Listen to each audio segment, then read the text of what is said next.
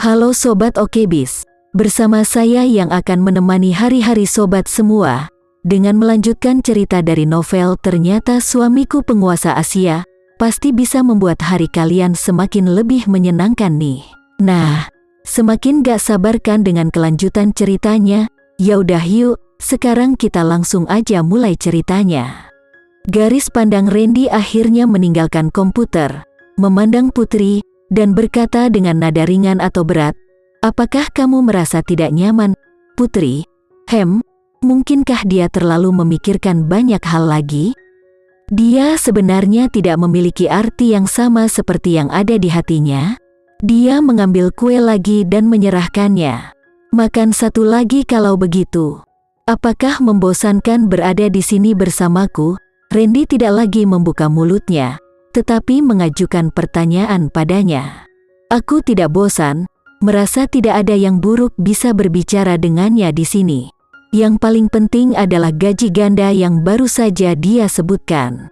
"Putri," Randy memanggil namanya lagi, suaranya masih dipenuhi dengan pesona. Dia telah bersama dengannya selama 2 atau 3 bulan, tetapi dia masih merasa bahwa waktu dia memanggil namanya sangat menyenangkan. Sama seperti kata "oke" keluar dari mulutnya, lengan panjang Randy terulur dan menyeretnya ke pangkuannya. Putri sangat ketakutan sehingga dia mengulurkan tangannya dan menekannya di dadanya.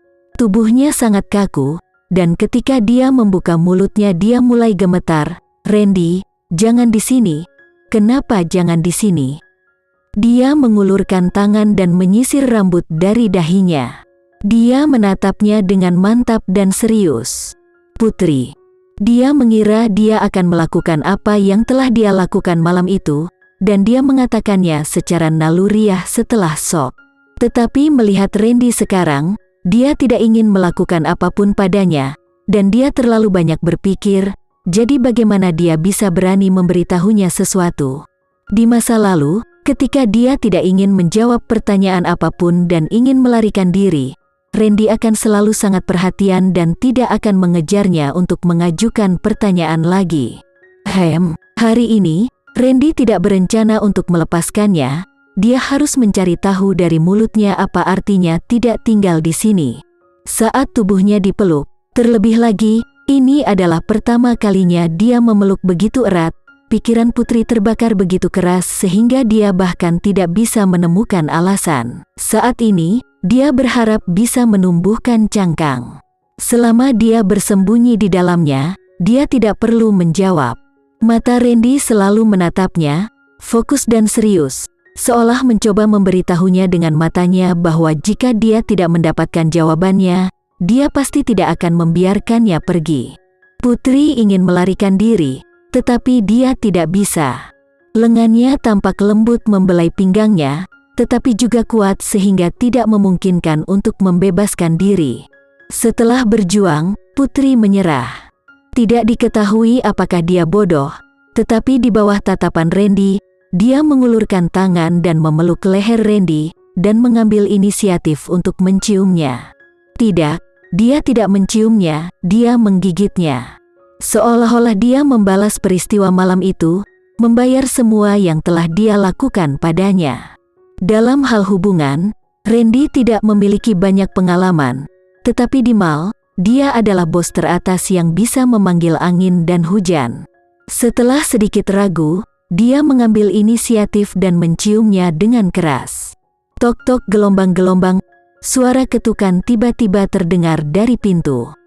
Rizal mendorong pintu dan masuk. Bos Randy. 2 orang yang berciuman sampai tidak bisa berpisah langsung terpisah. Putri ingin melarikan diri, tetapi ditekan kepelukannya oleh Randy, dan bertanya dengan muram, "Ada apa?" Rizal telah berada di sisi Randy selama lebih dari 10 tahun. Ketika mereka memasuki kantor Randy, mereka mengetuk pintu tetapi tidak menunggu jawaban Randy masuk. Dalam 10 tahun terakhir, bos besar keluarga mereka bahkan tidak memiliki banyak kesempatan untuk mengalihkan perhatiannya. Mereka tidak pernah berpikir bahwa mereka akan melihat pemandangan yang begitu indah dan ambigu di ruang kerja Randy. Namun, Meskipun dia belum pernah melihat pemandangan seperti itu sebelumnya, bagaimanapun juga, Rizal telah mengikuti sisi Randy selama bertahun-tahun, jadi reaksinya masih sangat cepat. "Saya baik-baik saja." Rizal dengan cepat menutup pintu dan lari seolah-olah dia sedang melarikan diri. Jika dia berani mengatakan bahwa dia memiliki sesuatu pada saat ini, CEO mereka pasti akan memikirkan cara untuk membunuhnya sesudahnya. Jangan berpikir bahwa CEO mereka tampak seperti pria yang mulia dan anggun, tetapi caranya sebenarnya sangat kejam sehingga akan menyebabkan rasa merinding di punggung seseorang. Yang lain mungkin tidak tahu, tetapi tidak mungkin bagi mereka untuk tidak tahu bahwa mereka telah berada di sisinya selama lebih dari 10 tahun. "Apa yang salah?" Suara Dion terdengar dari belakang Rizal. "Aku pikir aku mungkin tidak akan hidup lama." Rizal meratap.